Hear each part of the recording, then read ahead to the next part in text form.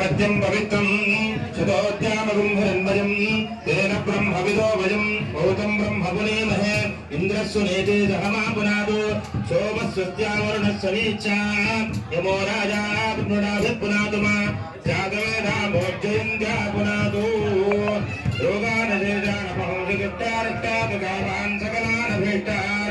वामाशितानान्नविपन्नराणान् द्वामाशिताह्या स्वयतां प्रयान्ति सर्वबाधा विनिर्मुक्तो धनधान्यसुधान्वितः मनुष्योपप्रसादेन भविष्यति न संशयः सर्वबाधातु मोदातु वेदनार्थर्जितो विपा